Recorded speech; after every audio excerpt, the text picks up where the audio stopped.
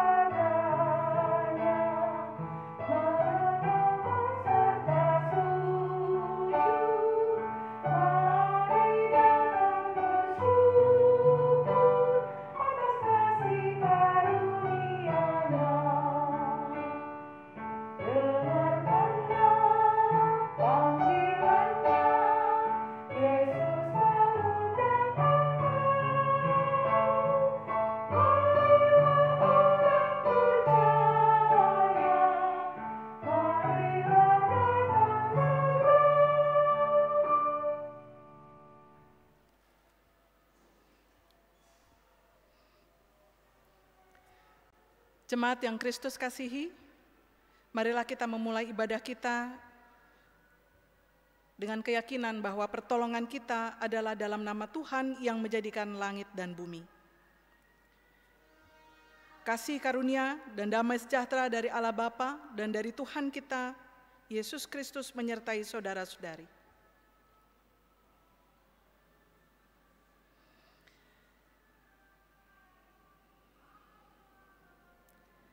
Nas pembimbing dalam kebaktian minggu ini diambil dari kitab Ulangan pasal yang ke-18 ayat 18.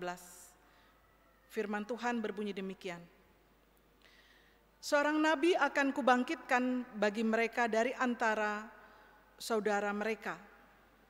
Seperti engkau ini. Aku akan menaruh firmanku dalam mulutnya dan ia akan mengatakan kepada mereka segala yang kuperintahkan kepadanya. Demikian firman Tuhan.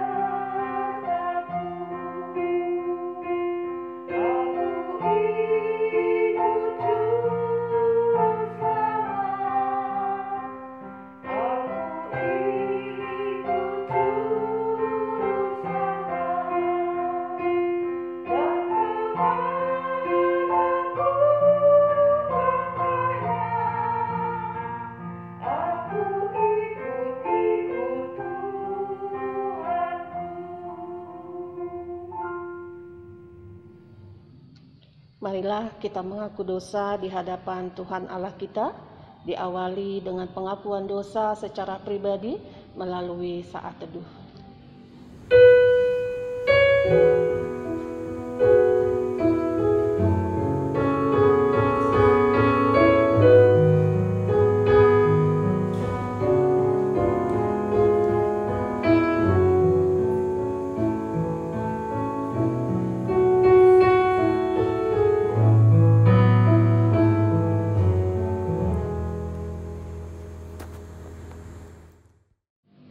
Ya Tuhan yang Maha Kuasa dan Maha Pengasih, kami merendahkan diri di hadapan-Mu dan mengaku bahwa kami adalah orang-orang berdosa seperti domba yang sesat, yang berjalan menurut keinginan kami sendiri.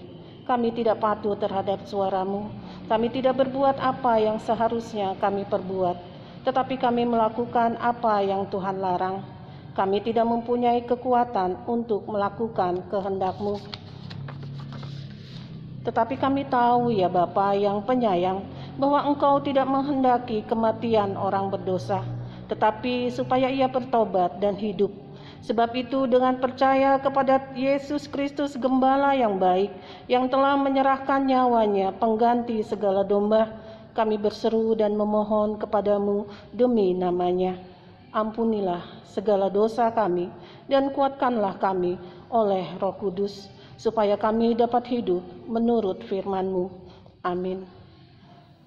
Dengarlah berita anugerah pengampunan, sebagaimana diberitakan di dalam surat Rasul Paulus kepada jemaat di Efesus, pasal 1 ayat 7 sampai yang ke-8. Firman Tuhan berbunyi demikian. Sebab di dalam Dia, yaitu Yesus Kristus, dan oleh darahnya kita beroleh penebusan, yaitu pengampunan dosa menurut kekayaan kasih karunia-Nya yang dilimpahkannya kepada kita dalam segala hikmat dan pengertian. Jemaat yang Kristus kasihi, demikianlah firman Tuhan dan menjadi anugerah pengampunan bagi kita semua. Kiranya kita semua boleh dapat hidup dalam kebenaran anugerah pengampunannya. Amin.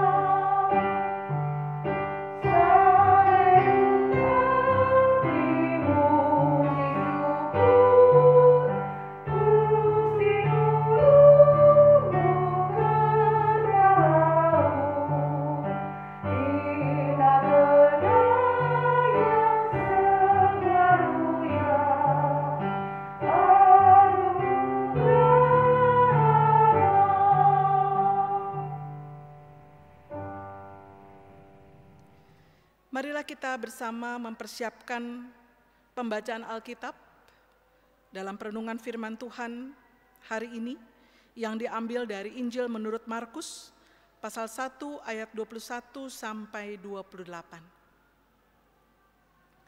Sebelum kita membacanya, kita akan berdoa memohon Roh Kudus membimbing kita. Mari kita berdoa. Bapa di dalam surga, Allah yang kami sembah dan puja di dalam Yesus Kristus. Kami bersyukur untuk pengampunan yang Tuhan anugerahkan kepada kami. Dan kami rindu bahwa kami diperlengkapi agar kami dapat hidup menurut anugerah pengampunan-Mu itu.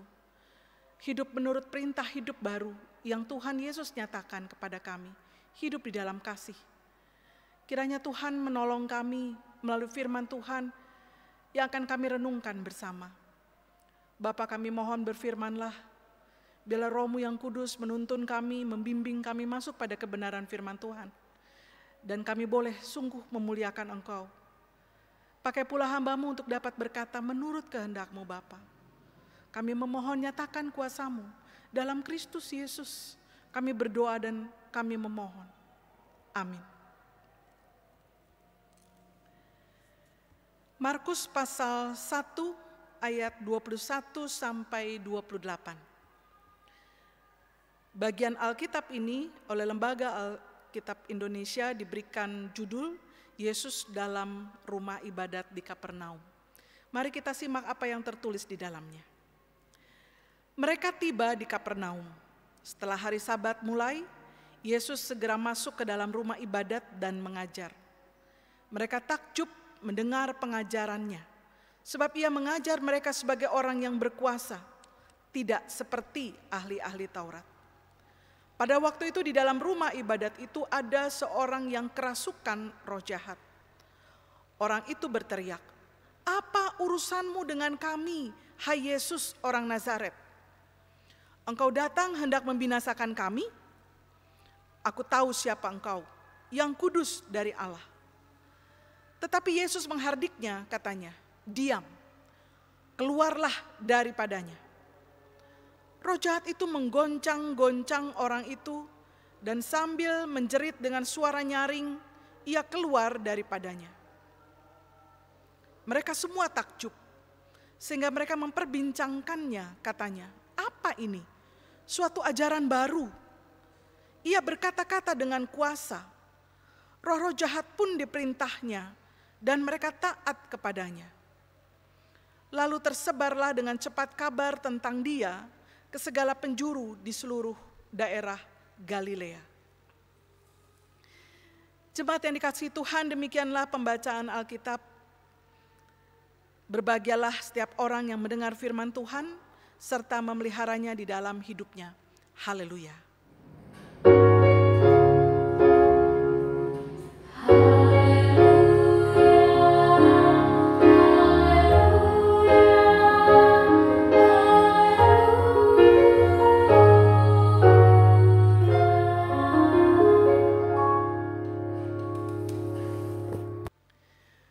Sampurasun.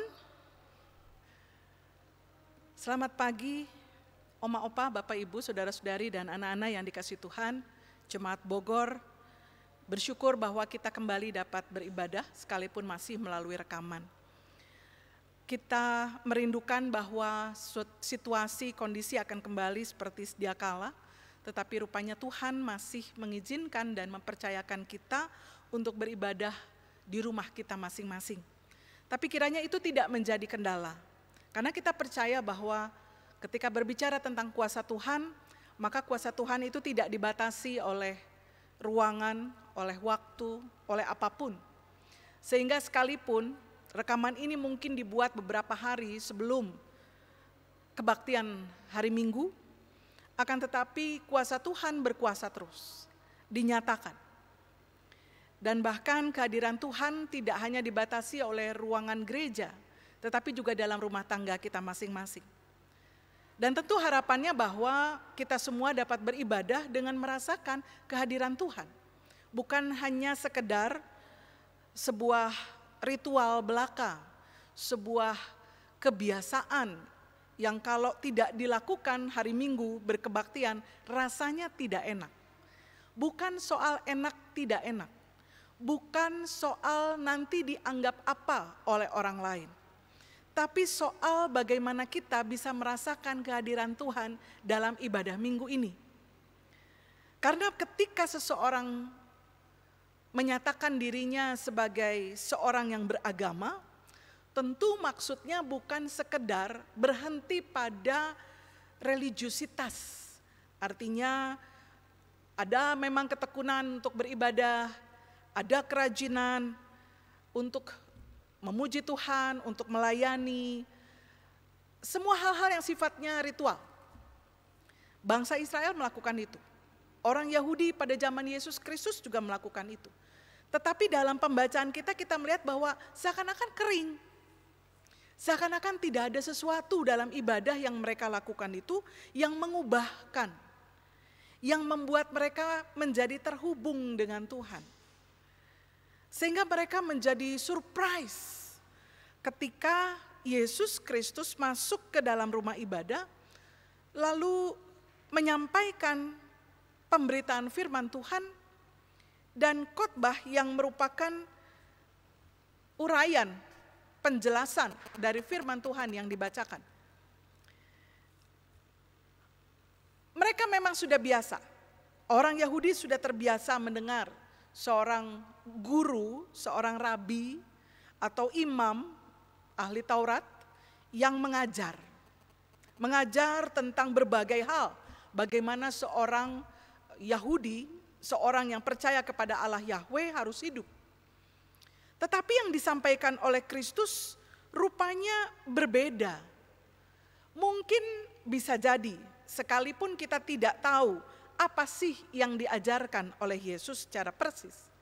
Tetapi rupanya Yesus menyampaikan apa yang Yesus rasakan, Yesus alami dalam pergaulan intimnya dengan Allah Bapa. Kalau kita membaca di Markus pasal 1 atau di Markus pasal 2, bagaimana Yesus kemudian dia membawa murid-muridnya. Yesus mengambil waktu secara khusus untuk berdoa, pagi-pagi benar bahkan. Itu gambaran bahwa Yesus sungguh-sungguh memiliki hubungan khusus dengan Allah Bapa.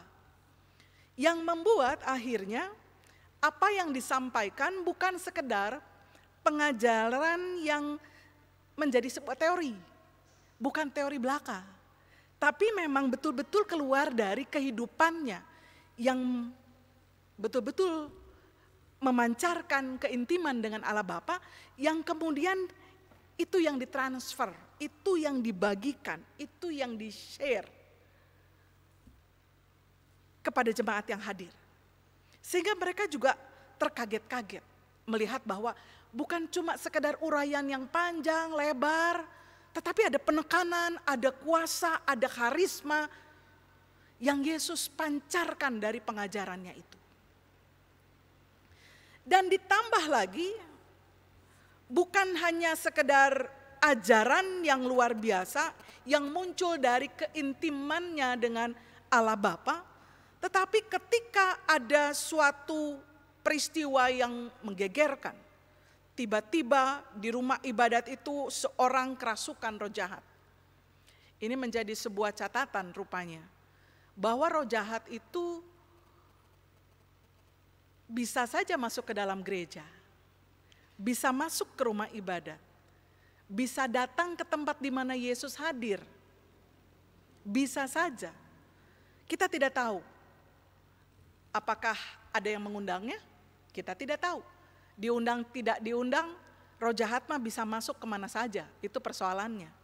Namanya roh jahat. Tidak terbatas oleh ruang dan waktu pula.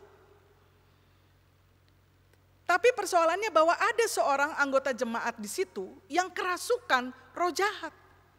Dan ini cukup mengerikan. Orang sedang beribadah tiba-tiba kerasukan roh jahat.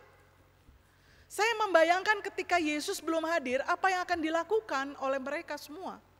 Oleh orang yang mengajar, oleh rabi, oleh ahli Taurat, imam-imam, apa yang kira-kira akan mereka lakukan? Diam, membiarkan sampai roh jahatnya keluar? Atau jangan-jangan yang tidak ada yang kerasukan oleh karena tidak ada yang perlu dimunculkan roh jahat itu untuk menggoncang orang-orang. Kenapa? Karena orang-orang memang sudah terbiasa dengan hadirnya roh jahat. Artinya apa? Roh jahat itu hadir dalam kehidupan orang yang hatinya kotor. Hatinya tidak diisi oleh kehadiran Tuhan. Karena kosong, maka roh jahat masuk. Bisa jadi orang-orang ini sudah terbiasa ada roh jahatnya. Sehingga ya tidak ada manifestasi roh jahat, orang kerasukan roh jahat di rumah ibadat saat-saat sebelumnya. Tapi saat itu seorang kerasukan roh jahat muncul. Kenapa? Karena roh jahat punya kepentingan. Punya kepentingan agar tidak ada tempat bagi Tuhan Yesus. Roh jahat gerah setiap kali harus berjumpa dengan Tuhan Yesus. Dianggapnya bahwa rumah ibadat itu atau sinagoge pada saat itu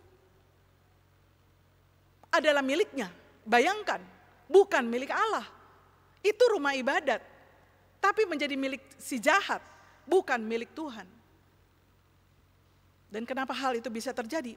Karena kehadiran Kristus belum ada. Karena orang masih mengandalkan dirinya sendiri. Ketaatan pada hukum Taurat yang ternyata tidak bisa mereka penuhi dan tidak menjamin kesucian mereka. Tidak menjamin kemudian hadirnya Allah. Ketika orang terjebak hanya soal ritual, tetapi tidak memiliki intimitas dengan Allah Bapa, maka yang terjadi roh jahat yang masuk. Dan roh jahat akan berusaha mengusir ketika Yesus hadir di sana. Yesus dengan kuasa Allah itu. Itu sebabnya digugat kehadiran Yesus itu.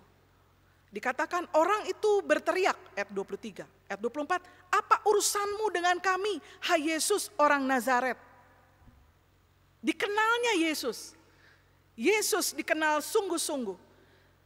Bukan cuma dia berasal secara lahir di bumi ini. Orang keturunan dari Nazaret, orang yang tinggal di Nazaret. Tetapi dikenal betul siapa Yesus. Engkau datang hendak membinasakan kami. Ada kegentaran, ada ketakutan dari roh jahat itu. Bahwa mereka akan diusir, mereka akan dibinasakan. Bukan sekedar diusir. Dan diketahui juga siapa Yesus sebenarnya, yaitu yang kudus dari Allah. Roh jahat mengenal siapa Yesus. Dan di situ persoalannya kan. Roh jahat mengenal tetapi tidak menerima. Bagaimana dengan saudara dan saya? Apakah kita mengenal Tuhan kita Yesus Kristus? Dan apakah kita menerima seluruh kehadirannya? Sehingga tidak ada tempat bagi roh jahat apapun, siapapun roh jahat itu berkuasa dalam hidup kita. Apa yang dilakukan oleh Yesus? Yesus tidak kemudian berbangga, Yesus tidak kemudian ngajak ngobrol, tapi yang dia katakan dengan kuasanya dihardiknya roh jahat. Diam, keluarlah daripadanya. Itu yang dilakukan oleh Kristus. Ketika kita harus berhadapan dengan kuasa-kuasa kegelapan, maka yang kita lakukan adalah di dalam nama Yesus, dengan penuh kuasa yang kita andalkan berasal dari Kristus, maka kita akan membungkam kuasa-kuasa itu. Maka kita akan menyuruhnya, memerintahkannya, menghardiknya seperti yang Yesus lakukan. Keluar daripadanya, keluar dari kehidupanku, keluar dari kehidupan keluargaku, keluar dari kehidupan gerejaku, keluar dari kehidupan bangsaku. Tapi dengan kuasa yang berasal dari Kristus. Lalu apa yang terjadi? Dikatakan bahwa roh jahat itu menggoncang-goncang orang itu. Bayangkan, roh jahat itu tidak sama dengan kekuatan manusia. Seorang yang badannya tinggi besar mungkin bisa menggoncang-goncang badan anak kecil. Tapi tidak dikatakan bahwa dalam cerita ini adalah seorang anak. Ini adalah seorang dewasa. Seorang dewasa, orang Palestina yang tentu kita bisa melihat gambarannya seperti apa, badannya. Lalu digoncang-goncang tanpa ada yang bisa melihatnya, menggelepar, dihentak sebegitu kencangnya, dan keluar dari mulutnya jeritan yang sangat nyaring yang sebenarnya berasal dari roh jahat. Dan itu adalah tanda bahwa keluar roh jahatnya. Jangan dianggap bahwa setiap kali ada orang kerasukan, maka pasti roh jahat juga akan melakukan hal yang sama. Bisa berbeda-beda. Terhadap orang di Gerasa yang kerasukan sekian lama, tidak ada goncangan. Bargainingnya ada. Tawar-menawar, tidak mau. Disuruh pergi, kecuali ya pindahkan saja kepada babi-babi itu. Dan kemudian babi-babi itu masuk ke dalam laut. Bunuh diri. Beda-beda. Ada yang lepas begitu saja. Tapi yang ini betul-betul luar biasa, spektakuler. Karena ada goncangan yang begitu besar, lalu orang itu menjerit. Itu menjadi perhatian semua orang. Saya membayangkan kalau di dalam gedung yang begitu besar, gedung gereja begitu ya, atau ya rumah ibadah, lalu ada orang kerasukan teriak dengan suara yang sangat nyaring, menggoncang-goncang, layaknya bukan orang normal, maka semua orang pasti memperhatikan itu. Dan ketika kemudian keluar roh jahat itu, saya membayangkan orang itu pasti lemas ya, capek digoncang seperti itu. Coba aja bergoyang gitu, bergoyang maunya sendiri berbeda dengan digoncang oleh orang begitu. Seluruh badan tidak berdaya, lalu dihempas. Capeknya seperti apa, lemes gitu ya. Dan dikatakan mereka semua, orang-orang yang hadir dalam ibadah itu, mereka semua takjub. Rupanya hal seperti ini tidak pernah mereka lihat. Apa yang mereka katakan? Apa ini? Suatu ajaran baru. Lihat, mereka tidak pernah mengalami itu. Makanya mereka bertanya-tanya, ini ajaran baru. Jadi selama ini tidak ada seorang pun yang bisa mengusir kuasa roh jahat. Tidak ada siapapun, para imam, para guru agama yang bisa melakukannya. Dan mungkin juga tidak pernah ada ajaran diajarkan tentang bagaimana seorang yang kerasukan lalu dikeluarkan roh jahatnya dari dalam dirinya itu. Mereka kagum, mereka takjub, mereka terbingung-bingung, ini ajaran yang bukan seperti biasa yang didapat. Ini kuasa yang betul-betul dari yang maha tinggi. Kenapa? Karena mereka katakan, ia berkata dengan kuasa, roh-roh jahat pun diperintahnya dan mereka taat kepadanya. Spektakuler, luar biasa, mengubah banyak orang. Persepsi berubah, cara berpikir berubah, kehidupan mereka juga berubah. Dan karena ini adalah hal yang menggugah, hal yang mengubah, maka apa yang dilakukan? Ayat 28, lalu tersebarlah dengan cepat kabar tentang dia ke segala penjuru di seluruh daerah Galilea. Orang-orang yang hadir dalam ibadah itu, mereka tidak tahan untuk bercerita kepada orang lain. Mereka menyebarkannya dari mulut ke mulut sampai seluruh daerah Galilea. Santer berita ini. Berita ini menjadi viral. Luar biasa. Belum ada WhatsApp, belum ada Twitter, belum ada Instagram. Tapi dengan cepat dikatakan, kabar itu tersebar dari mulut ke mulut. Adakah yang meragukan? Mungkin ada, mungkin tidak. Tetapi dalam perjalanan Kristus selalu saja banyak orang-orang yang penasaran untuk mendengar berita yang disampaikan, ajarannya, dan bahkan merasakan sendiri kuasa yang Kristus miliki. Oma, opa, bapak, ibu, saudara-saudari yang dikasih Tuhan, melalui pembacaan Alkitab ini kita jadi merenung sejauh mana ibadah kita mengubahkan hidup kita.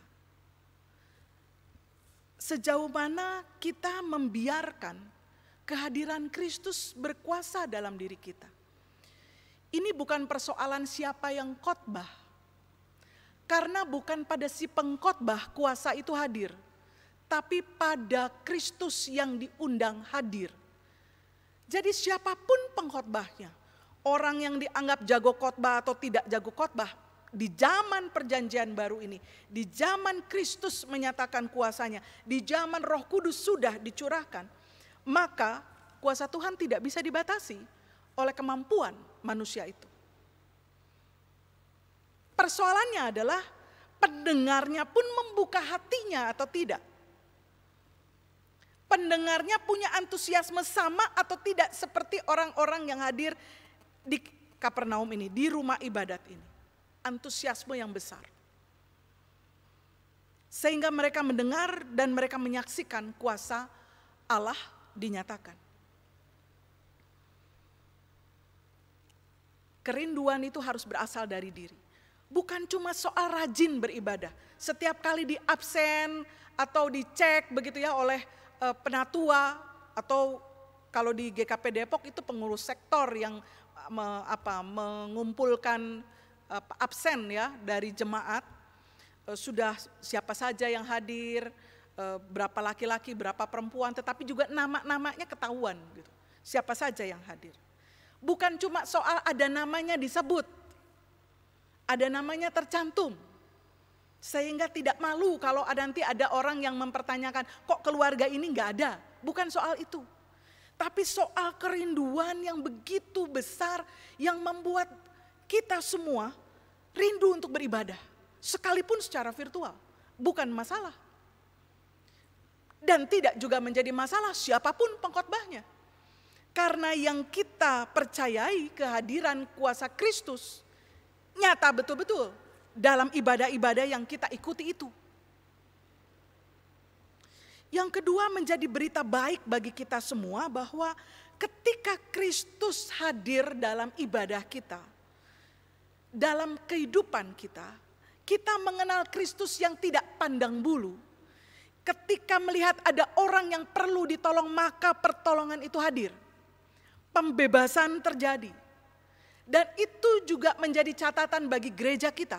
Gereja Kristen Pasundan, dan saat ini khususnya bagi jemaat Bogor. Apakah kehadiran Kristus dirasakan oleh jemaat ketika program-program pelayanan yang dibuat itu sungguh membebaskan jemaat kita. Membuat jemaat bertemu dengan Kristus, mengubahkan, mencerahkan. Atau cuma sekedar ya ritual ya biasa saja, program sekedar jalan. Tapi tidak ada perubahan dalam kehidupan jemaat. Sekali lagi, memang bukan cuma soal sekedar Tuhan juga hadir. Tetapi juga kerinduan kita yang membuat kuasa Tuhan hadir. Para pelayan, majelis jemaat, komisi-komisi, pelayanan jemaat, pengawas perbendaharaan jemaat, panitia-panitia atau fungsionaris lainnya, para pelayan Tuhan di GKP Jemaat Bogor, hadirkanlah kuasa Allah dalam pelayanan kita, dalam kehidupan kita. Sehingga pelayanan yang diberikan sungguh-sungguh mengubahkan kehidupan jemaat. Bukan emosi yang dihadirkan, bukan logika yang dihadirkan, tetapi iman kepada Kristus dan kuasanya yang dihadirkan. Sehingga pelayanan itu sungguh mengubahkan jemaat. Ada kepedulian yang besar, tidak peduli siapapun. Orang membutuhkan, diberi pertolongan, diberi kunjungan, diberi penguatan, diberikan doa, diberkati semuanya. Dan yang juga menjadi catatan bagi kita semua, bahwa ketika ibadah demi ibadah itu sudah kita lakukan setiap minggu, bahkan bukan cuma kebaktian minggu, saya tidak tahu bagaimana di GKP Bogor, tapi kalau di GKP Depok, kebaktian rumah tangga, kebaktian seluruh kategori semua berjalan. Dan apakah kemudian setiap orang yang hadir dalam ibadah-ibadah tersebut mengalami perubahan itu, mengalami perubahan dalam hidup. Lalu juga rindu untuk menjadi orang-orang yang bersaksi kepada sesama. Itu juga menjadi catatan. Dalam pembacaan kita, orang-orang yang hadir dan melihat kuasa Kristus dinyatakan, Mereka dengan cepat melakukan pemberitaan kepada banyak orang. Disebarkan, diviralkan. Bagaimana dengan saudara dan saya? Apakah setelah selesai kita beribadah, maka berkat Tuhan itu hanya ditelan buat diri sendiri? Tidak diperbincangkan, tidak kemudian disebar dalam status-status WhatsApp kita, atau di Facebook, atau di Instagram, atau malah kita sibuk untuk mencari berita-berita lain, mengomentari hal yang lain. Bahkan hal-hal yang buruk yang terjadi di sekitar kita. Tapi firman Tuhan yang sudah kita dengar dipendam, didiamkan, dan tidak pernah dibagikan kepada orang lain. Hari ini kita sungguh diajar betul-betul menyatakan diri sebagaimana tema hari ini, hidup beragama secara benar.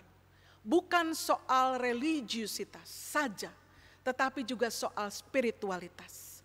Bukan saja soal bagaimana saya menikmati pergaulan akrab dengan Tuhan, tetapi kemudian kita bersaksi kepada dunia.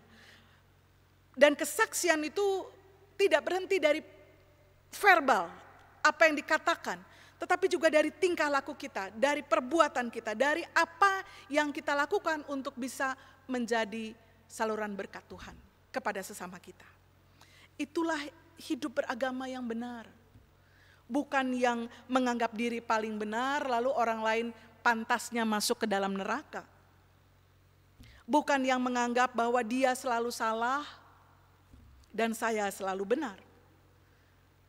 Karena bisa jadi ketika orang terjebak dengan sikap eksklusif seperti itu, maka yang terjadi adalah batu sandungan. Banyak orang yang tidak kemudian ingin mencari tahu siapa Kristus, lalu mengikut dia, tetapi justru mengejek, kemudian mencela, dan ya membungkap. Bukankah di dalam perdebatan entah itu YouTube atau apapun di media sosial, banyak orang yang menertawakan tentang kekristenan kita, ajaran-ajaran kita, tapi lebih banyak lagi adalah ketika mereka menggugat tentang perilaku kita, perilaku orang Kristen. Apakah orang Kristen itu benar-benar hidup seperti Kristus, atau ya sekedar label agama saja? Kalau hanya sekedar label agama, maka apa yang terjadi ketika seorang pejabat publik ditetapkan menjadi seorang menteri, dia kemudian menyelewengkan dana yang dititipkan pemerintah untuk bantuan sosial seorang anak Tuhan. Mudah-mudahan tidak ada di antara kita yang seperti itu. Dan jika ada, baiklah kita segera bertobat. Baiklah kita segera betul-betul menyerahkan diri kepada Tuhan. Karena jika tidak, bukan kuasa Tuhan yang hadir dalam hidup kita. Leluasa roh jahat berkuasa dalam hidup kita. Dan jika Roh Kudus yang hadir dalam diri kita kemudian tersingkir, roh jahat yang berkuasa, kehancuran, kebinasaan yang akan kita hadapi. Kehidupan kita akan digoncang oleh si jahat, bukan dipulihkan oleh Tuhan. Saya yakin bukan itu yang diinginkan. Mari kita hidup dengan sungguh-sungguh meyakini keyakinan kita.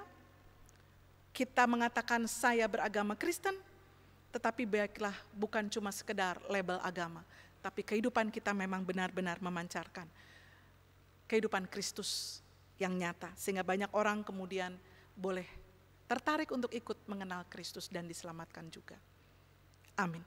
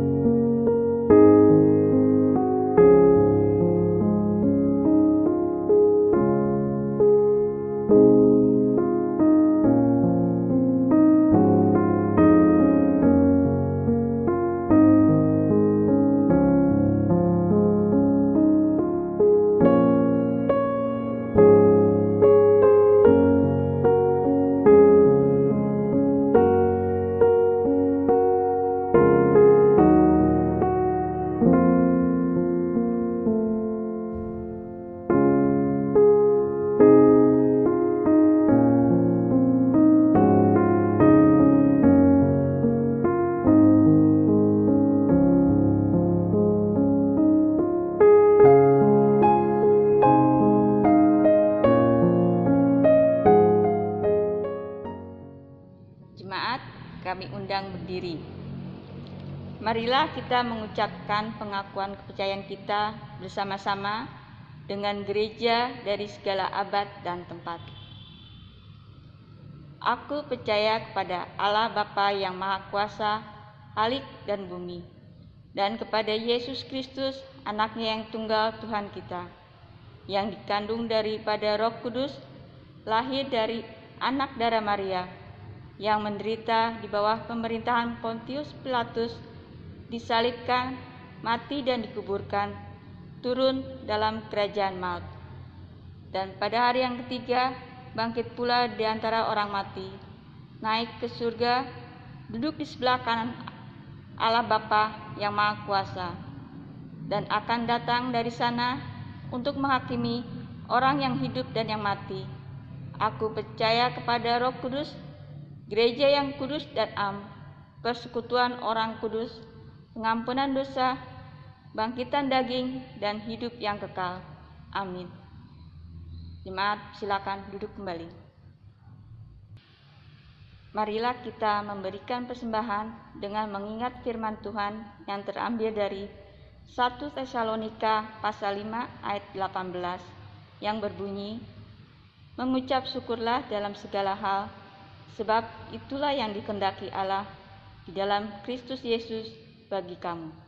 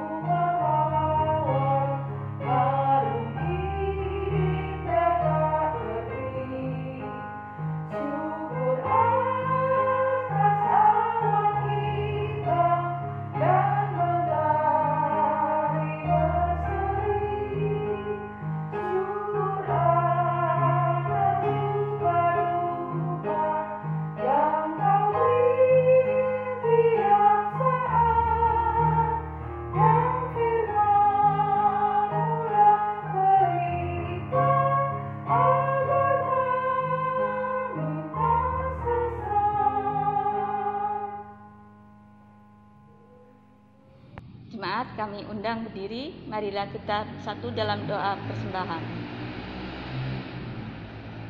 Tuhan Yesus, kami datang kepadamu, kami mengucap syukur. Engkau selalu berikan berkat bagi kami, berkat dalam kehidupan kami, baik dalam kehidupan pribadi, keluarga, persekutuan kami, bahkan di tengah pandemi COVID-19 ini. Berkati persembahan yang terkumpul ini agar menjadi berkat bagi persekutuan dan pelayanan kami. Dalam nama Tuhan Yesus Kristus kami berdoa. Amin. Jemaat yang dikasihi Tuhan, tiba saatnya kita akan bersyafaat. Untuk itu mari kita arahkan hati dan pikiran kita di dalam doa. Dan di akhir doa syafaat kita akan bersama berdoa sebagaimana Yesus sudah mengajar. Kita berdoa. Mari kita berdoa. Bapa di dalam surga, Allah yang mengasihi kami semua di dalam Yesus Kristus, Allah yang Maha Kuasa, Allah yang menyatakan kasih yang begitu luar biasa tanpa pandang siapa orang yang kau pandang itu. Engkau begitu mengasihi setiap orang yang percaya kepada Kristus, bahkan kepada dunia ini, yang berulang kali menyatakan penolakan terhadap-Mu, tetap saja kau kasihi.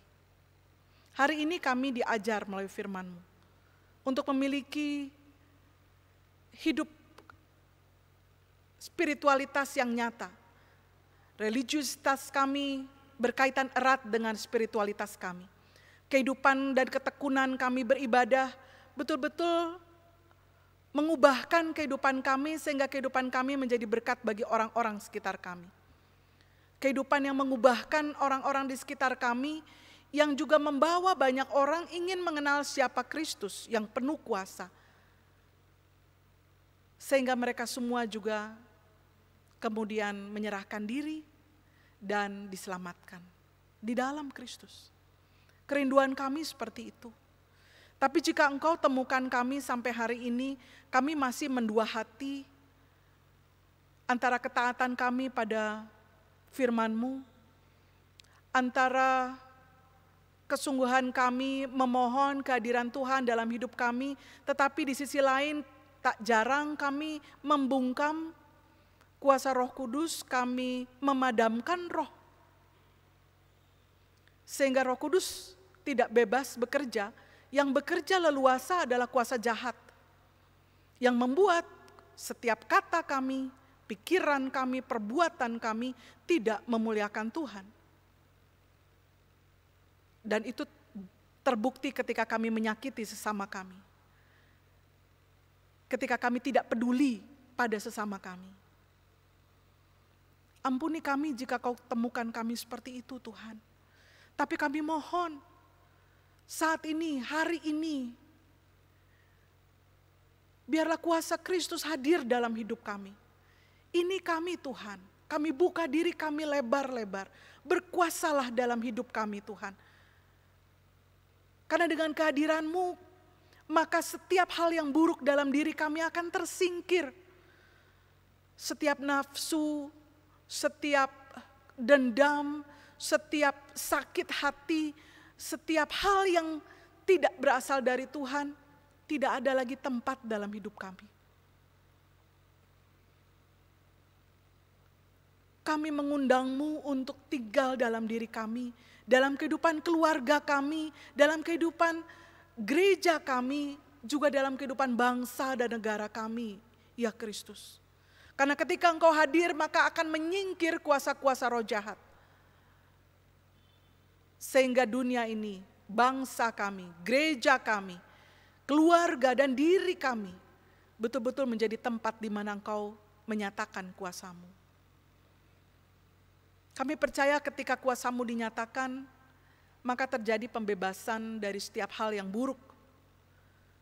Dunia ini akan dipulihkan, bangsa kami demikian, khususnya ketika kami melihat begitu banyak bencana terjadi di mana-mana.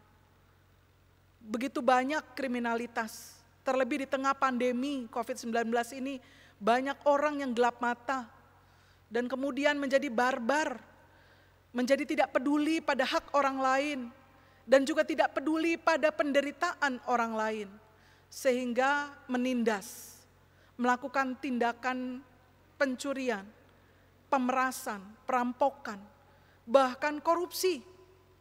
Hal yang sebenarnya memalukan bagi setiap mereka yang duduk sebagai pemangku jabatan, memiliki wewenang, tetapi tega mengambil keuntungan dan menindas bangsa ini demi kepentingan dirinya sendiri atau golongannya. Terlebih kami juga prihatin bahwa ada banyak orang yang mengaku diri beragama, tetapi begitu lebar jarak antara keyakinan agamanya dengan perilakunya. Perilakunya justru menindas, perilakunya justru mencaci, menghakimi, memerangi, melecehkan, Padahal kami yakin bukan itu yang diajarkan oleh agama. Secara khusus bagi orang-orang Kristen di seluruh Indonesia, kami mohon kiranya Engkau hadir dalam kehidupan kami semua Tuhan. Dan mampukan dalam segala situasi dan kondisi, setiap anak Tuhan di Indonesia mampu menjadi saksi Kristus. Surat yang terbuka, di mana yang dibaca oleh banyak orang adalah kebajikan, kemurahan, cinta kasih, kesabaran, pengendalian diri, kelemah lembutan, dan semua buah-buah roh yang Tuhan karuniakan ketika Roh Kudus sudah dicurahkan. Kami memohon Bapa, pakai gerejamu di seluruh Indonesia untuk dapat menyatakan kehadiran Tuhan. Dengan penuh kuasa membebaskan kemiskinan, membebaskan kebodohan, membebaskan penindasan, membebaskan setiap orang yang selama ini terbelenggu oleh kuasa-kuasa jahat. Dan secara khusus dalam kebersamaan kami di Gereja Kristen Pasundan, Klasis Wilayah Bogor, kami memohon kehadiran-Mu, sehingga setiap jemaat satu sama lain saling peduli, saling memperhatikan, saling membangun. Bapa dalam surga, di tengah pandemi ini banyak di antara jemaat-jemaat-Mu di Klasis Bogor mengalami dampak yang luar biasa. Persembahan berkurang oleh karena jemaat juga mengalami keterbatasan penerimaan. Sedangkan pengeluaran tetap bahkan lebih. Kami mohon anugerah-Mu Tuhan. Bukakanlah tingkap-tingkap langit-Mu. Curahkanlah berkat-Mu bagi seluruh jemaat, sehingga setiap keluarga kembali tercukupi kebutuhannya. Bagi mereka yang membutuhkan pekerjaan, karuniakanlah pekerjaan ya Tuhan. Bagi mereka yang mengalami pemotongan gaji, biarlah Tuhan berkenan pulihkan. Bagi mereka yang usahanya pun terhambat akibat pandemi ini, kiranya Tuhan berkenan memberkati, supaya entah dengan cara-Mu, yang Engkau juga inspirasikan kepada jemaat-Mu, maka usaha itu akan tetap berkembang. Atau mungkin ada cara baru yang harus dilakukan, biarlah jemaat-Mu memiliki kepekaan terhadap apa yang Tuhan inspirasikan itu. Kami berdoa bagi anak-anak kami, mereka yang sekolah tetapi harus di rumah, melalui pembelajaran jarak jauh, itu bukan perkara mudah. Kebosanan, konsentrasi yang terpecah, keterbatasan kuota internet, mungkin juga karena sinyal yang tidak stabil, membuat banyak anak-anak kami menjadi kurang fokus dalam belajar mereka. Kami khawatir, bagaimana dengan masa depan anak-anak kami? Bagaimana pengetahuan yang mereka timba ternyata tidak cukup membekali mereka di kemudian hari. Kami mohon Bapa, Engkau memberkati pemerintah kami, Engkau memberkati para guru, Engkau memberkati para pendidik di Indonesia. Dari tingkat terendah sampai tertinggi untuk dapat mengatasi semua persoalan ini. Tuhan yang menjadi sumber hikmat, mampu membuat mereka semua bisa melakukan tugas mereka dengan baik.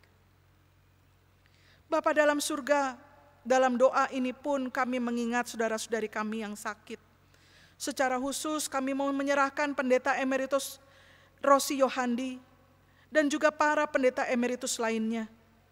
Kiranya Tuhan berkenan memberkati mereka di masa tua mereka, mereka tetap sanggup melakukan pelayanan yang bisa mereka lakukan sekuat tenaga mereka selama Tuhan masih mempercayakan hidup.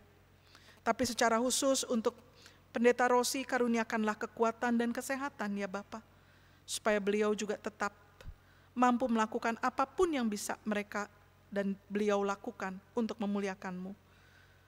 Juga Pendeta Deru Noron yang saat ini mengalami sakit, Tuhan kiranya juga berkenan untuk mengaruniakan kesembuhan baginya, menguatkannya, sehingga beliau tetap mampu melakukan tugasnya kembali sebagai seorang pendeta. Tapi jadilah kehendak-Mu Tuhan, jadilah karena yang terbaik pasti Engkau karuniakan kepada hamba-hamba-Mu ini. Kami serahkan juga untuk Bapak Triparito, Ibu Muryati Tirtowasito, Ibu Siti Wasiah, Ibu Lim Winnio, dan Saudara Daniel Leatemia. Mereka yang juga dalam keadaan sakit. Tuhan karuniakan kesembuhan ya Bapa. Kami percaya bahwa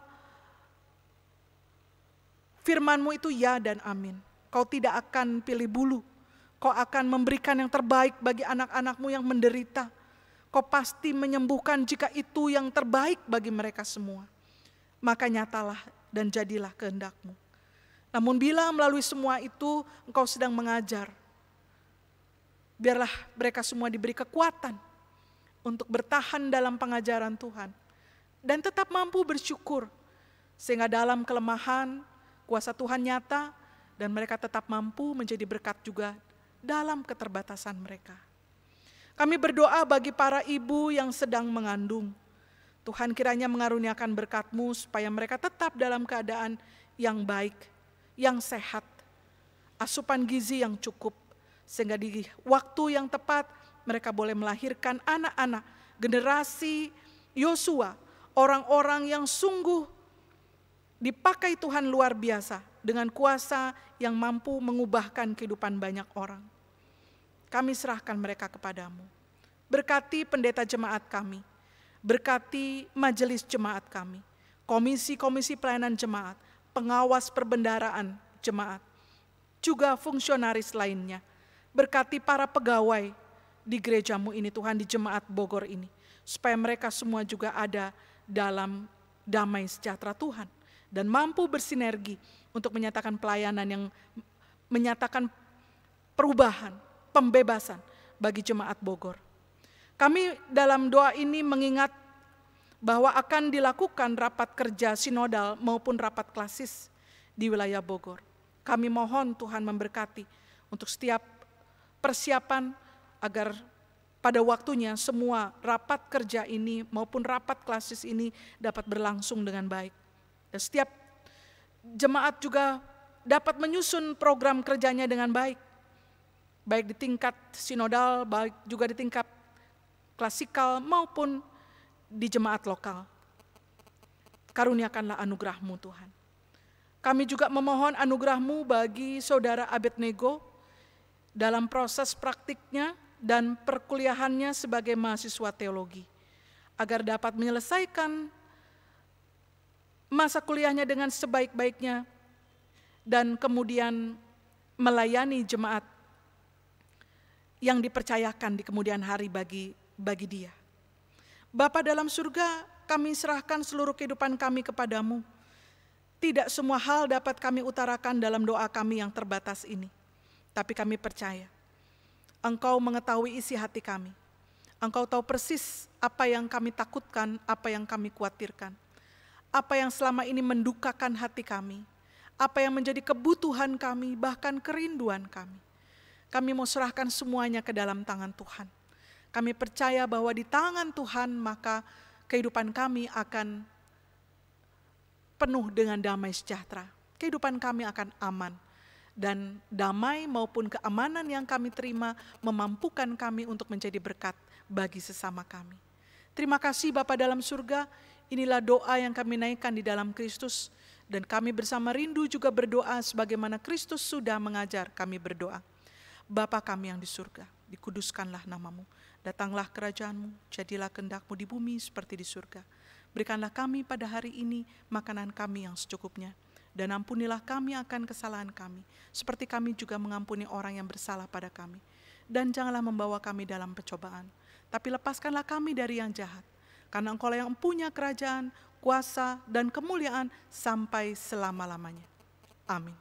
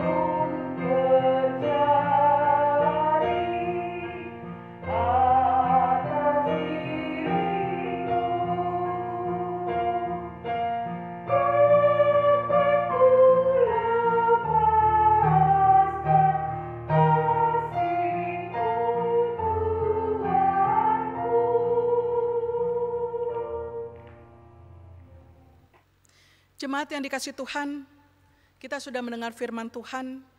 Biarlah kita dimampukan untuk menyatakan kehidupan keagamaan kita yang menjadi nyata.